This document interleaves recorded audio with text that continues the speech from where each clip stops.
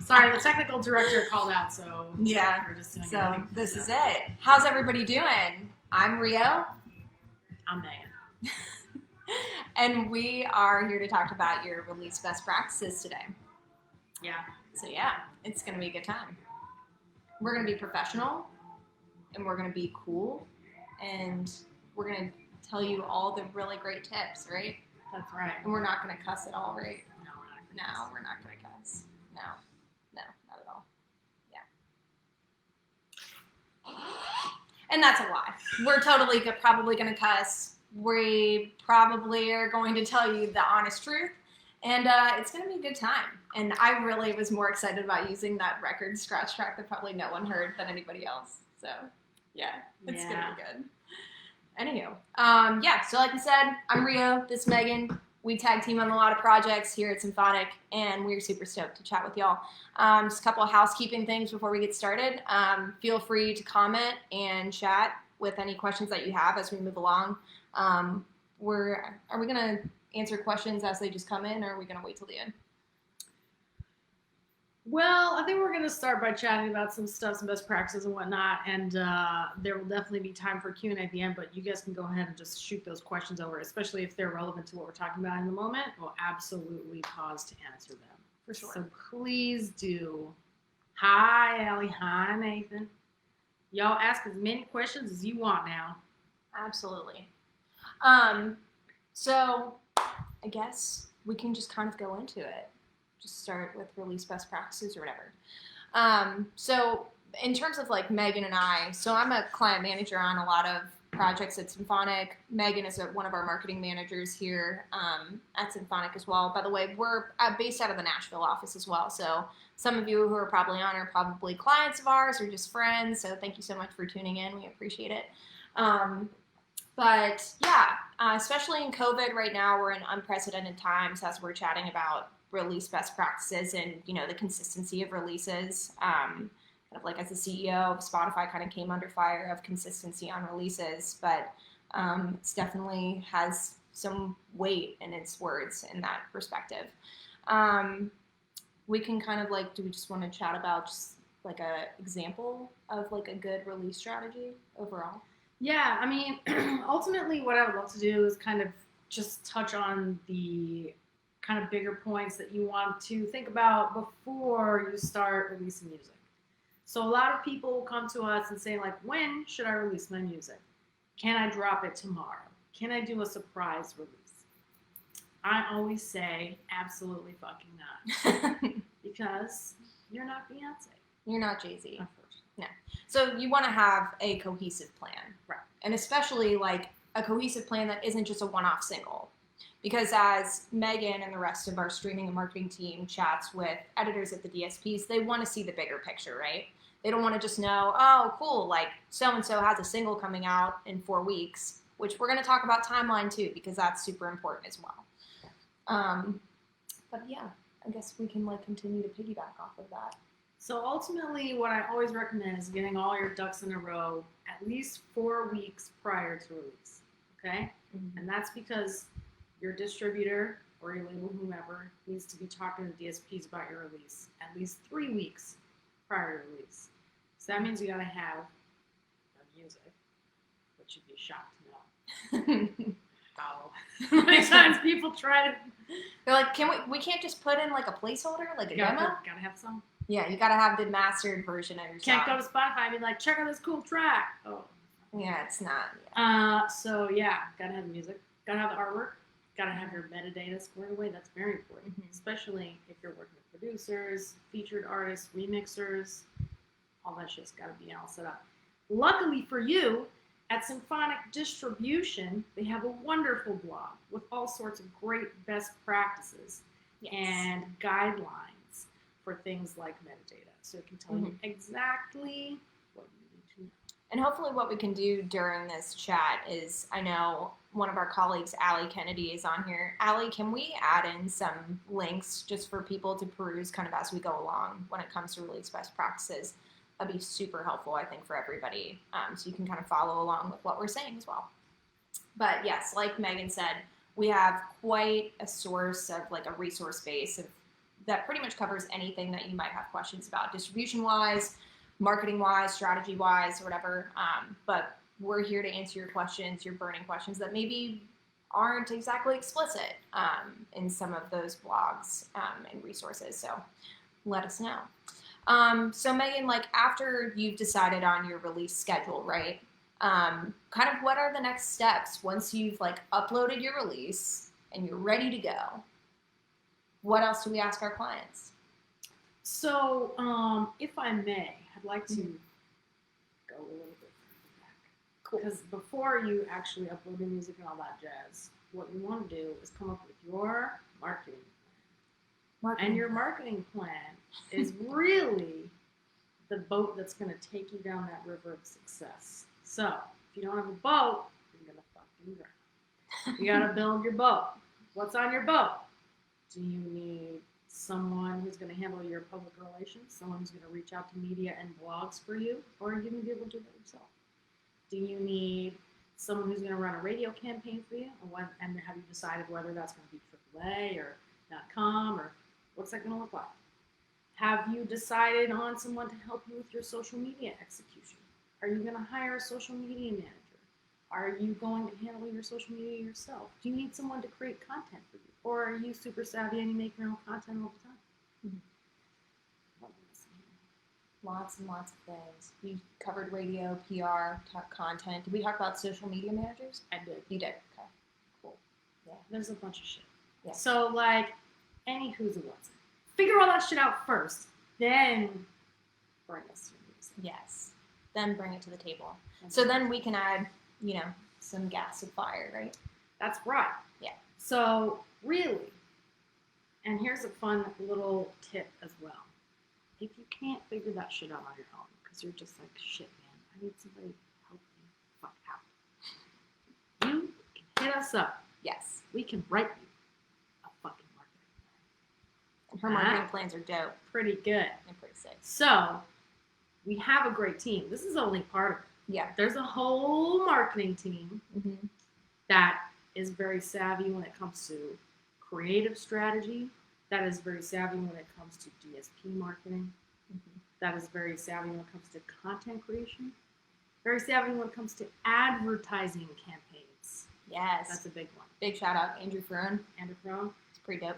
You need to think about advertising. You need a budget. Yes. You need to decide, where's my audience? Well, here's what's wild, because I was actually chatting with a buddy of mine, Nick, from back home today, because he's got some friends who are like thinking about putting out some music, and his question was, how much money should we spend on marketing? We've spent all this money on recording, we've got a great, master, but what a lot of artists don't think about is like as much money as you spend on recording a project, you should at least have as much, if not that and more, to market your actual release. A lot of people just they're like, all right, well, I've been sitting on this content for the last better part of a year, getting it ready. And so many artists just want to push it out with no plan, no thought behind it. Just I just need to get it out. My fans want to hear it. Make sure you really do think about your plan. Once again, you need a boat. Need a boat. Are you gonna fucking Yeah. What's out there? What's another metaphor besides a boat? What if people don't like boats, Meghann? Well, my other metaphor is spider webs, which I'm sure nobody likes those. No, that's not spider webs. But yeah, so to me, marketing plans are like a web, right? So you need all the little connectors to be strong, talking to each other. Because when a spider feels a little on its web, it goes to that thing, right? And it catches the food. So, but if you have a broken web, then that thing might be and then the spider's like, I don't know what's going on. I guess I'm gonna fucking starve. So you need everything to be connected. You need your whole team to be communicating with one another. Yes. You might have a great press premiere lined up, but if we don't know about it, how are we gonna tell Spotify and Apple? And it's the same thing. If we don't know about your release, there's not a whole lot that we can do. So over communicate. Here's the best way to do that. We have this really cool thing called a marketing driver's guide. Yes, we do. And it is located in the dashboard of your account. Symphonic. Yeah. You can also find it on our blog. You can also hit up support and ask for it. And therein is your golden fucking ticket to provide us with all of the information we need to represent you and your music at the DSPs. Why do I feel like you're running for office when you say that? I don't know. But also at the same You don't know. But also at the same time, I mean, you're saying with such, passion, because so many of our artists either don't know about our marketing drivers form or don't fill it out completely. It is so important. The two big things on that form more than anything. And the other thing is if you have continual releases that you're putting out, start a Google Doc with all of your social media links, because that question is always going to be on there. But the two things that are really important for our team are, what's the story? Why does this track matter? And then secondly, what is your marketing plan? What are your marketing drivers? What are the things, the big accolades that we can bring to editors at the DSPs and say, hey, with the thousands of releases that you get on a daily basis, this one is one that you should really give a shit about. So, have you ever heard that phrase, you eat with your eyes first? So that's why plating and presentation is so important. Meghann likes to cook. She's a badass cook, by the way. Thank you. Yeah. The DSPs might not even ever fucking listen to your song unless the story is laid out for them ahead of them listening to the song, right? So you want to make sure they have the story. You want to make sure your socials are looking good. You filled out your Spotify profile with a bio, social links, photos. Have a website, have an EPK. Get your shit together. Because you could have the most fire fucking track imaginable in the world. No one will ever know about it because you didn't tell anybody. And when I say you didn't tell anybody, I'm saying you didn't communicate to the world who you are. What's your fucking story? What's the deal with this song? What are you trying to accomplish? What are your goals? Where do you see yourself in 5 years? Are you like a casual hobbyist when it comes to music, or are you fucking serious professional and this is like your full life? That's the kind of stuff that we do. For sure. And I just pulled up our release best practices document too, Meghann, just so we can make sure that we're covering everything for everyone. So I guess some of the things that you and I chatted about are, what are some really good call to actions, right? I see it every day with the things that you bring to the table for our clients, which everybody, you tailor it based upon the song and their artistry and their fan base and whatnot. But what are some really good call to actions that you've seen in the past, or even just a kind of a blanket statement of what will work or put people in the right mindset when they start thinking about how to really engage their fans and transition them to streaming the actual single or album that they're putting out? So essentially calls to action are kind of like a I scratch your back, you scratch my back kind of thing. I mean, even the biggest stars, they should always be giving something back to their fans. And it's not just the music. So say while you're a developing artist, you want to make sure that people are going to stream your song when it first comes out, on release day, at store time, people are streaming. One of the best ways you could do that is by creating a Spotify pre-save campaign. And basically this is just clever API where it saves the song prior to it being out so that people are notified of it when it's out, which increases the likelihood of them streaming it. So here's where you got to get creative. You want to create an incentive for your fans to do the favor of pre-saving a track and or following you on Spotify. Both of them are extremely valuable. So when I say incentive, I mean something that is going to excite them about helping you out, right? So for instance, if you think about crowdfunding, when you want people to donate to your crowdfunding campaign, you're going to give them something for the donation. So usually it starts out with a free download, or a download and a CD, a download, a CD, and a T-shirt, and it goes up and up and up from there. So it's up to you to be really creative and think about what's super, super exciting that I can give my fans in return for this call to action that I'm about to activate them to do that will benefit my career. So I've seen some pretty cool stuff. I really like calls to action to create user-generated content. And what that means is, say you have a track coming out and it's a great dancing track. So you give people a little snippet of it, a little 30-second teaser of it, and you're like, make a fucking dance to this, post it on TikTok or post it on your Instagram stories. I'm gonna collect them all, and then I'm gonna make it into a music video. That's gonna be my music video for the song. So obviously that's super exciting, especially for fans who are like, oh my gosh, like I love dancing and I love this track, and like I can be in their official music video by doing this. Like that's giving your fans something right there, and it's fucking free. Mm-hmm. So you know, you don't always have to like shell out dollars for like fancy merch.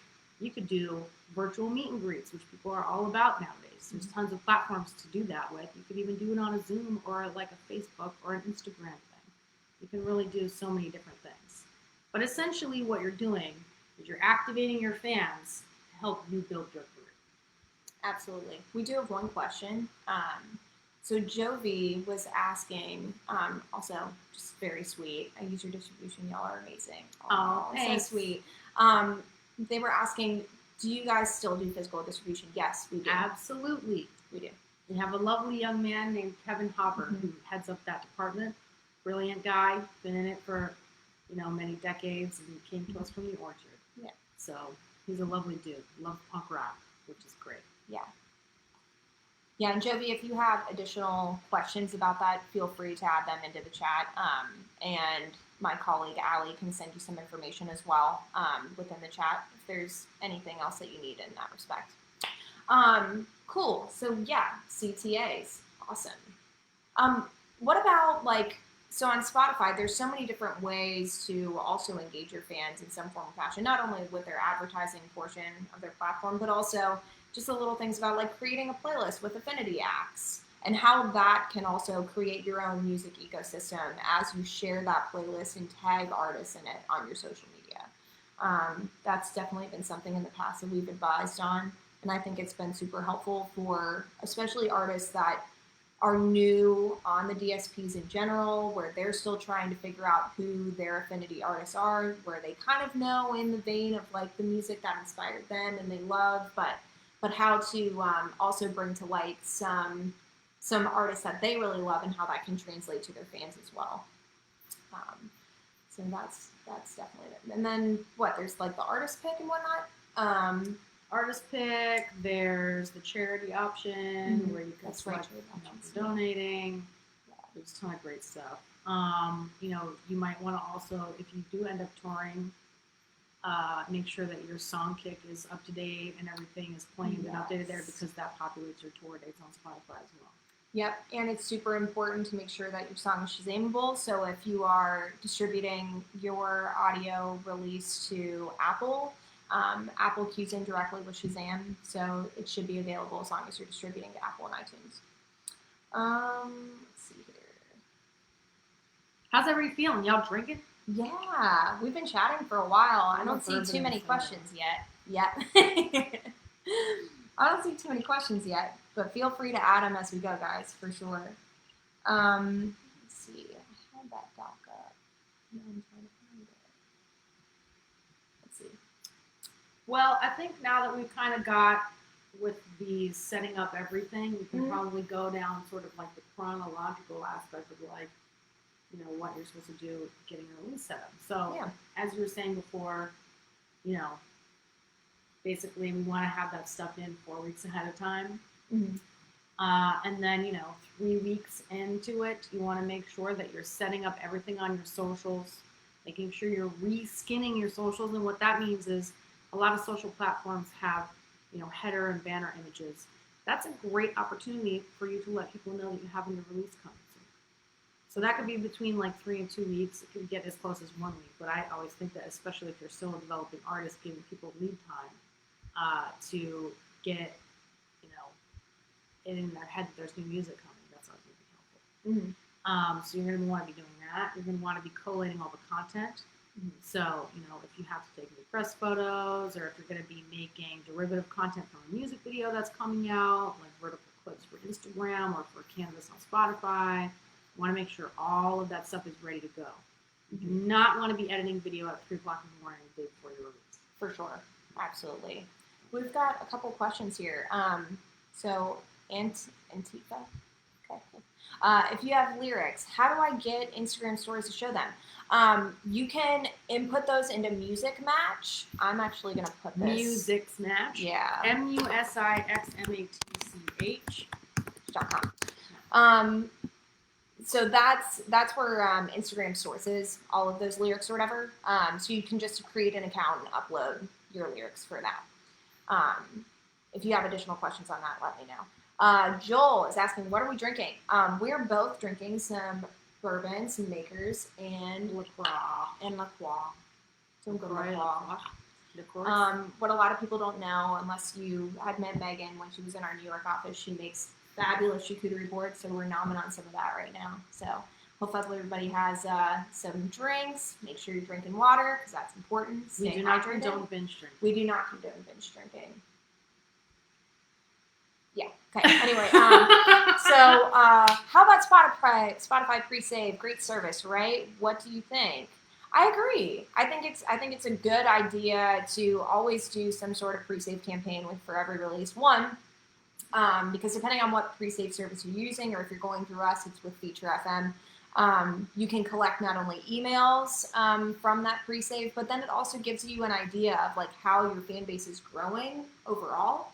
And it gives you a better idea of, on release day, how many fans have already decided to designate listening to your song on release day. So it's kind of like, it's nice to have that benchmark as you're moving along within that 4-week period from the time that you upload a release to the time of the actual release date. That's a good way of just temperature checking and seeing how well your advertising campaign is doing if you decided to push the pre-save as a portion of your advertising campaign, or see like how your different call to actions are going. It's just a great way to temperature check that. Skinning. Nick. Oh, that's what we were talking about. The skins for the. Oh yeah. Yeah. So Nick, yeah, skin, like your skins. This like comes from the olden days of like AIM and shit. You guys remember that shit? AIM. They were called skins. You could download skins and like. But anyway, that sounds like Zanga. With that, yeah, Zanga. Yeah. Wow, we're aging ourselves right now. I mean, I'm 1,000 years old. So. Yes. But that means I have a lot of wisdom and experience. She's fucking Yoda, basically. Yes. Drink from the well of my. Drink from the well. Ancient knowledge. Oh, God bless it. Anyways, what the fuck are we talking about? Yeah, I don't know. So anyway, updating those skins, you can put like, new release coming and then the date or whatever, and like, pre-saving my bio or whatever the fuck. Yeah. Like and you want to make sure those are consistent across all of your profiles. Be consistent, as should your, profile pictures, as should your bios. You should have links to stuff like. Yeah. Do your due diligence. Do your due diligence. Yeah. And then back to the pre-saving stuff. If you Yes. use those companies like Toned In, Feature FM, you can get great insight from those. Great analytics like what Ria was talking about. They can capture email addresses for people who opt in. And that's also a great way, going back to that call to action, if you're going to create an incentive and you need to reach out to those fans who like pre-saved or whatever to give them their prize, there's your email address right there. You can just email. And I mean, so far we've kind of covered pretty much just Spotify. We haven't even chatted about Apple or anything else. So when it comes to your pre-saves, you can really see where most of your fans like want to listen in, right? Now, the other thing to think about too is there's only a few DSPs that do allow actual pre-save options. Not every single one of them do. So Spotify has a pre-save option, Apple and iTunes. iTunes obviously has a pre-order, but Apple has a pre-ad. Tidal has now opened themselves up to pre-saves. Deezer. Who am I forgetting? Just Tidal, Deezer, Apple, Spotify. Yep. Let's see. I did just get a note that we're talking a little too quietly. We need to be a little louder. Oh, we need to be louder. Well, that's never an issue for us, is it? We could probably just do a shot and increase the decibels. Yeah, we could do that. So we have another question. Hi, ladies. When a video is set to be released, has and will Symphonic offer YouTube promotion services for the music videos to gain traction from the get-go? I will take that one. Yeah, please do. While you take a hit of this liquor. Okay, sounds good. So we do not promote on YouTube. And here's why. That's something for your publicist to do. But what we do There's that word. Well, we do. we do. And we can pitch for support at the following DSPs. Title. So if you need, if you've got a great music video, we can pitch for Title, right? We can pitch for any kind of, something there. We can pitch at Apple. We can pitch at Vivo. So as we all know, Vivo is part of the YouTube ecosystem. They're amalgamated. So we can pitch for playlists there.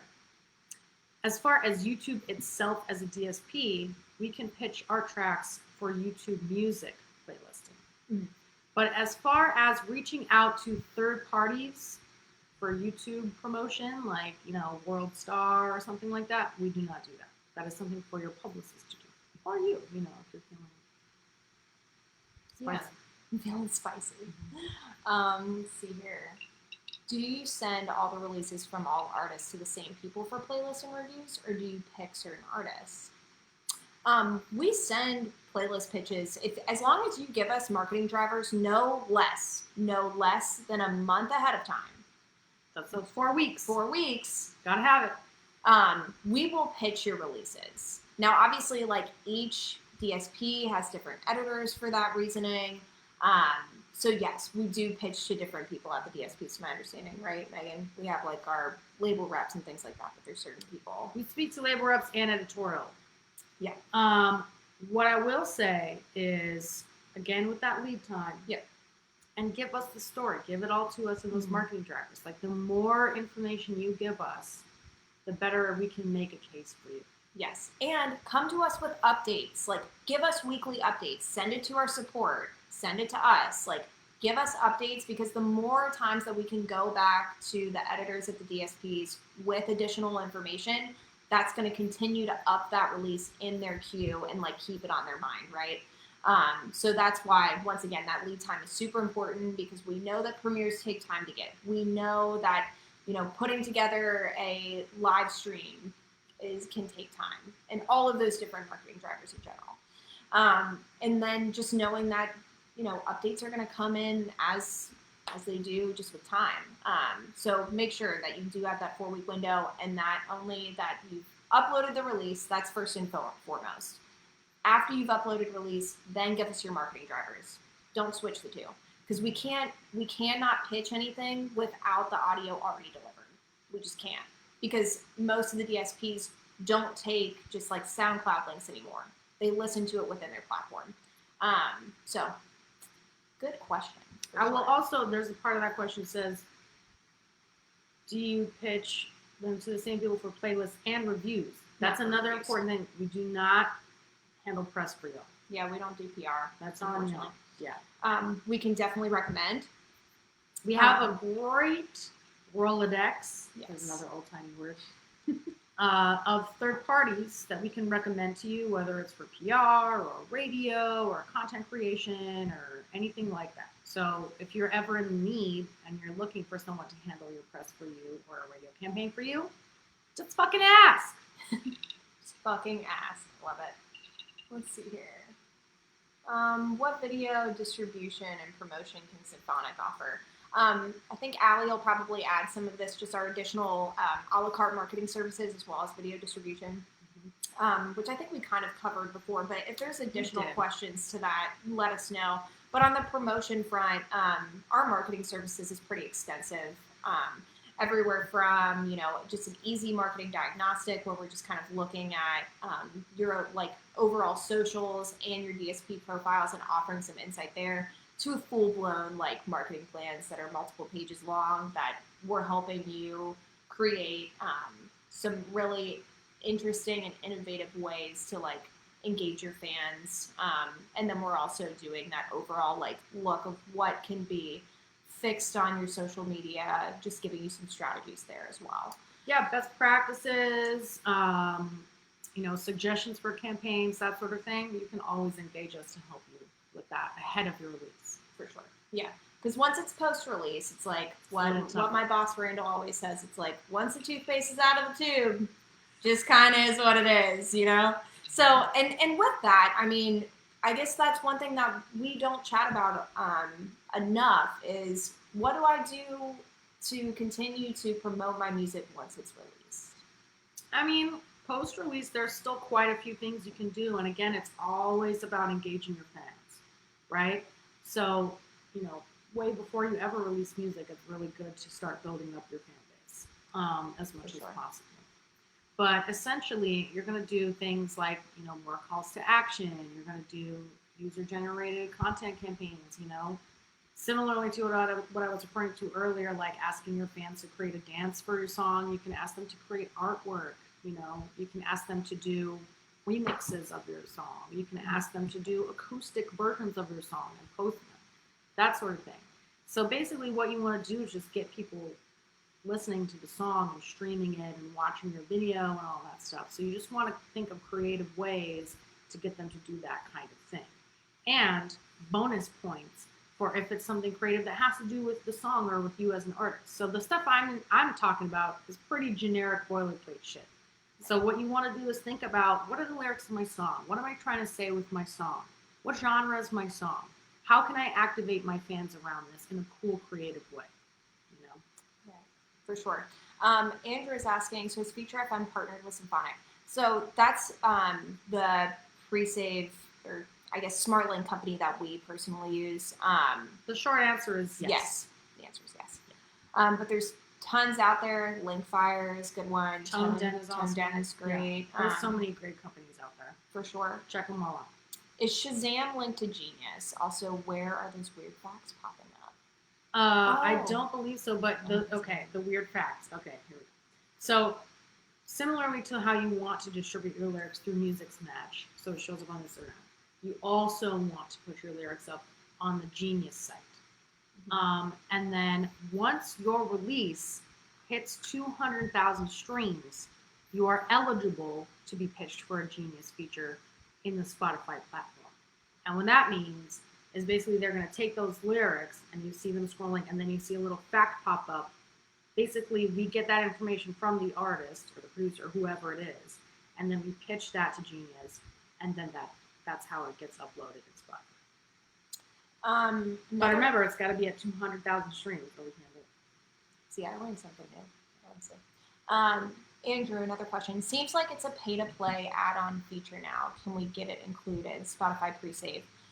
In terms of, clients have to pay for pre-saves with us. I think that's what he's saying. Or am I reading it wrong? So it is a service, and again, we are managing it, and we're also managing the analytics and all that other stuff. So we pay to use Feature FM, and then we sell that service. You can also get your own Feature FM if you want. For sure. But you'll have to pay for that too. Right. So, let's see. How can someone with only 5 YouTube subscribers and only 600 IG followers market themselves good? Okay. So essentially what you want to do is take those 600 IG followers and turn them into super fans. Make them do the work for you. Turn them into micro influencers, right? So you've heard of influencer campaigns, I'm sure by now. Everybody knows about them. Where you hire a creator to make something with your song and then it gets sent out to their millions of followers, and then the idea is that somehow those people are all going to become your biggest fans. I say it's even more valuable if you can use your relationships. So say you have some successful friends who follow you, or you work with a couple folks that are great producers and they have a great following, or you have other artist friends that have a great following, and ask them for favors. And you can do a I scratch your back, you scratch mine kind of thing, where it's I'll promote your stuff too, or if you need me to make something for you, I can do that. But if you could just post out to your friends or your followers or whatever about my new track or about my call to action campaign or whatever it is, you have to get creative. But essentially, this is a great question because it's also very loaded, because it's you're asking as a new artist who doesn't really have a fan base, how do I build my Well, and I would also say with that, Meghann, too, is consistency of putting out content. If you're putting out one piece of content on YouTube or Instagram once a week, that's not enough. That's not enough to engage your fans. It's not enough to get in front of the algorithm. Right. You need to be consistently putting out content so that the algorithm starts to favor you more. Yeah. So it is a loaded question, just not knowing like your consistency on putting out content or how you're engaging your fans or whatever. But I think like just those small little tweaks, you're going to see some very significant changes as you move along. What is the best pre-save platform? I don't know if we're allowed to say. I don't think we should say that. I mean, listen, like I'll tell you this. Yes. They all do the exact same. They all do. You just decide which one you like best. Perfect. There's none of them that's going to get you more pre-saves. That's not how that works. Yeah. That's up to you. Yeah. And how you engage your fan base and activate them to pre-save. True. It's just a level of clunkiness is what we've all seen with pre-saves, right? So, like, for example, a lot of clients will come back to me and say, hey, my pre-save, when I put it in on Instagram, when a fan of ours tries to click to Apple or whatever, it's kind of a clunky situation. Or even just like for Spotify in general, it makes people like log in or whatever. The only way that I've foreseen getting around that is adding that pre-save link to an overall like landing page link where you have multiple links in general. But either way, it's still a two-step click process. I don't feel like that's been super finessed overall, and I'd love to hear from like someone else that has like dealt with it. But even clients of ours, or even clients outside of us that like I've pre-saved their stuff, it still has that a little bit of a clunky process. So, yeah, I would say each pre-save company has its benefits and deficits overall. Because we work with Feature FM consistently, I only know how great their service is. So, I would shop around and look and, do some free trials of stuff and see what makes sense and works really well for your fan base too. But I can't, that's like saying, what's your favorite type of cheese? I have so many types of cheeses. Don't forget Napster. Yeah, Nick. Napster's great. Yeah, Napster's important. It's Vivo only music videos. Kind of. It's not lyric videos. Yeah. Oh, is that what you're asking? It's hard. Know. It's a difficult question. But yeah, yes, sort of. But they also do provide other marketing opportunities. So they have, exclusive content that they create around artists that they're excited about too. Mm-hmm. So yeah. Mr. Mark Gonzalez. Oh, Mark. Sending you a virtual hug. Missy How buddy. important is it to plan your releases out for the year? Super important. Yes. Get ahead of that shit. Mm. Yeah. So here's a little hot tip. A hot tip. Hot tip. When we're talking to the DSPs, one thing that they are very interested in is what's next? What's going out? What's going to happen after this fucking song comes out? Nothing? Something? So really, more and more and more, what they ask us for is, hey, is this going to be on a fucking album or is this just like a standalone single? Both are fine. But if you've got a record coming out, it's best to have that finished so that we can bring that to the DSPs as a single, lay out the whole release schedule. This artist is dropping a song a month for the next 6 months. Then it's going to be wrapped up in a full length with like 4 more tracks on it. And on this month, and like, here's when everything's coming out. Here's all the UPCs. Here's the listen link. You can listen to the whole shit. And then they can really wrap their heads around the project and decide how and when they are going to support it. So say the first track, they're not sure how it's going to do. So they're going to put on one of those little tester playlists that's like kind of chill and like not huge or anything. Or maybe they put it on a couple personalized playlists and see how they do.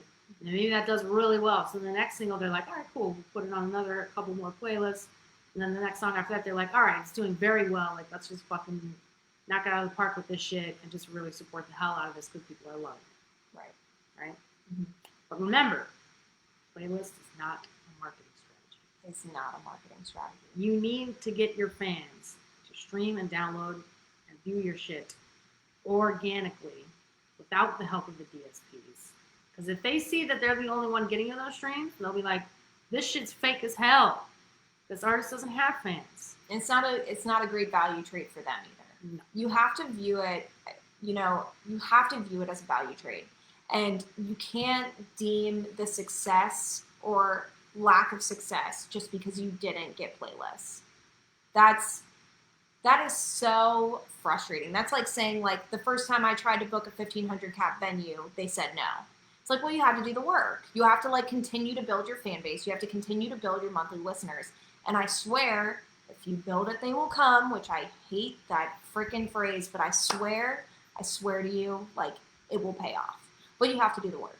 You can't just, you can't expect, like, all right, I got 1 million playlists. Great. I mean, yeah, it's going to help you in streaming revenue, I guess. But does it mean you have staying power as an artist? Are you building your fan base? Are these the same people that are going to come out to your show and buy your merch when, rest in peace, when shows finally come back after all this? That's the question you have to ask yourself. It's like a lot of people who listen to playlists, I'm guilty of this always, is like can be passive listeners. But then sometimes I'll find like my next favorite artists.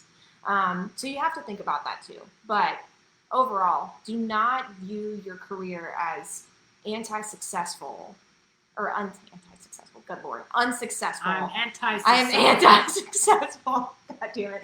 I know somebody. And no, like, that doesn't mean social. One of our colleagues is going to give me shit for that tomorrow. But anyway, don't deem yourself as unsuccessful just because you didn't get a playlist on the first time around. Reevaluate, look at your streaming numbers, and continue to build. Nathan says, text engagement has been super fun to roll out. Yeah. I haven't messed with text engagement that much, to be honest. I haven't really either, cool. But it is cool. Yeah. Phone numbers are cool. Yeah. You know, have a phone number where people can fucking call you, or like, you know, if you text people and then you can send them stuff. You can send them links to stuff, exclusive content. For sure. And that's just another way to engage with your fans too, especially during COVID, if like, you know, everybody's trying to work or sitting around or whatever, why not call your favorite band and chat them up? Yeah. You know, fans just love feeling special. They do. They love knowing that you give a shit about them. They love engaging with you. They want to feel like part of the process. You know what I mean? Fans live for that shit. Yeah. Make your fans feel special. Sweet Vanessa. Hello, gorgeous sisters. She's so funny. Let's see. There's a question in here. Yeah. Roy says, video content is more important than ever. Yes, during this pandemic era. How important is it to simultaneously same-day release a new video along with the audio single, as opposed to a staggered release strategy on audio and video? Does it heavily depend where the artist is in their career? Yes, you just kind of answered your own question. But it also depends on how much content you actually have to roll out. So for some artists, if you just have a handful of releases and not a ton of video content, you know, because maybe it's a budgetary thing, maybe due to COVID you can't be shooting a bunch of video, although you can get very creative and shoot lots of video on your own or social distancing or however you want to do it, then it can make more sense for you to stagger. One way to look at it is if you do end up staggering, that is a new talking point to go back to DSPs about a release that's already out. So say you released this really great track, did great 4 weeks ago. Now you have the music video. I could take that new music video back to the same DSPs that may have already supported you or not and be like, check it out. This video, and this is a statistic that comes directly from YouTube, increases your streaming across all DSPs by 40%. And this is because YouTube is globally the most important music discovery platform. When I say globally, I mean the world. So you need to have video content. And it doesn't have to be super high-end. It doesn't have to cost $1 billion. But you should definitely consider, hey, do I have a lot of video content that I can just be releasing my video on the same day as the song? Or should I wait a little bit? Maybe the solution to that is having one of those user-generated content videos or a lyric video or something like that come out same day, and then have your official music video come out a little later. It can go either way. And again, that's something that you want to consult your team about too. So you want to weigh the pros and cons. But what do we never want to do? We never want to put out video. Never put out the music video before the audio. Don't ever do it. Don't do it. Don't do it. Let's see. Keith Odo, shout out. Are there any guerrilla marketing techniques or out-of-the-box ideas that you like for pushing a release? I can tell you, I'm going to shout out a client of ours. Is that cool? Yeah, I think so. So there's this gal that we're working with in Nashville, Emily Deal, and she's like our TikTok darling. This girl has really like taken that platform and has like the ROI from like her videos and engagement to streaming has been so freaking cool to watch. And what I would say is like finding some like really great ways. Ooh, light, nice.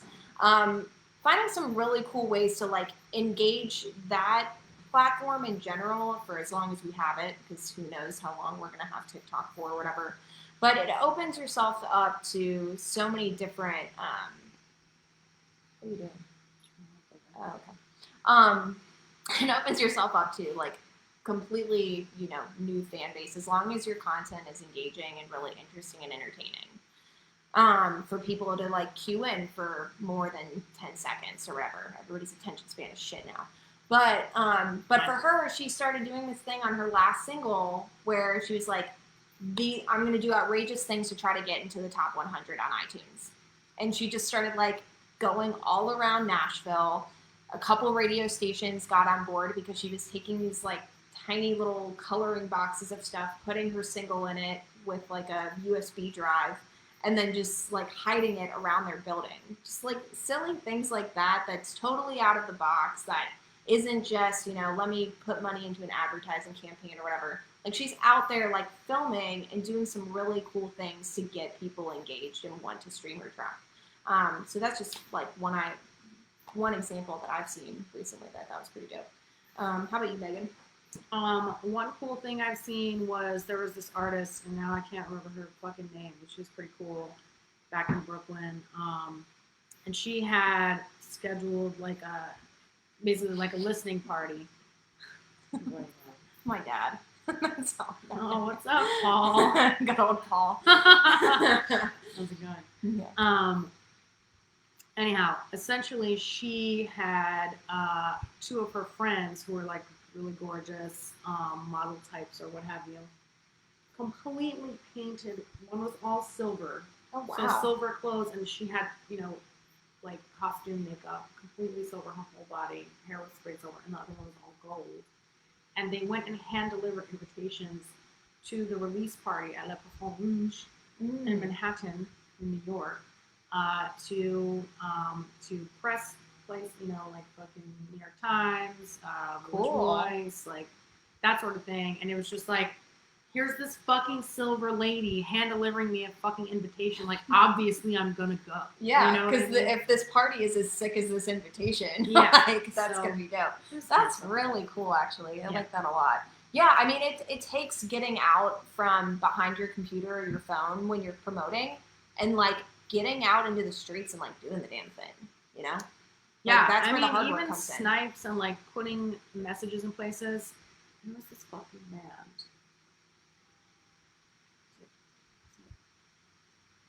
Peru, Anna Peru, or something like that. Their shit was all over New York. Oh my god. Also, Shinobi Ninja. I once saw a meme that was like, if I die, leave my coffin out in the middle of the street till it has at least 3 Shinobi Ninja stickers on it. Because those motherfuckers plaster shit with stickers. If you walk around New York and you don't see a Shinobi Ninja sticker, like I can't imagine what you're looking at. So, the more people see your name, the more likely they're going to be like, oh, yeah, I've seen that name somewhere. Yeah. This is a fun thing that I always call, it's like the law of threes. And this basically is how you get people to get familiar with you. So maybe the first time someone sees your name, it's like, oh, I saw a Shinobi Ninja sticker on a fucking A-Train or whatever. Cool. And then the second time, they're like, looking through Oh My Rockness to see what shows are happening. And it's like, oh, there's a Shinobi Ninja show. And then they open up, their Spotify or whatever, and they see like in a playlist of the Shinobi Ninja song, and they're like, fuck, man, I've heard this name so many times. I'm going to give it a listen. And then they press play, and then they hear, and they're like, damn, this is like pretty fucking tight. So it takes like 3 times for somebody to be like, this is a real thing in their mind. Think about it. Like when your friends are like, you got to watch this show on Netflix. And you're like, yeah, I'll watch later. Then you read you're reading New York Times, and you're like, oh yeah, there's something about this show. Or like, then you're talking to somebody else, and they're like, dude, have you watched the show yet? And you're like, okay, I'm going to fucking watch it. You know what I mean? So it takes a while of people getting recognition of your name before they're going to give a shit. For sure. I'll answer my pop's question. How do I get on Inhaler Radio? So this is an homage to my my hometown, Cincinnati. Halo Radio is an independent radio station in Cincinnati. If you're interested and you want to get your music, because it is AAA related, just send our music director your. I want to say I think he needs WAV files. I'm pretty sure, but I will pin this in here and add that to the comments. But we're gonna keep it rolling. Let's see here. So do DSPs are. Sarah, this is your question. DSPs are looking to see that fans are. Maybe it's our DSPs looking to see that your fans are streaming your song and downloading it. Once you ask your fans to stream and download the single, what else can you do to get the DSPs to notice you? Well, especially for Spotify, it's awesome because they have the pitch and platform tool. So you can pitch your music yourself. You don't even need us to help you. You know what I mean? Like, that's a great opportunity to put the power of promoting their own music in the artist's hands. So definitely do that.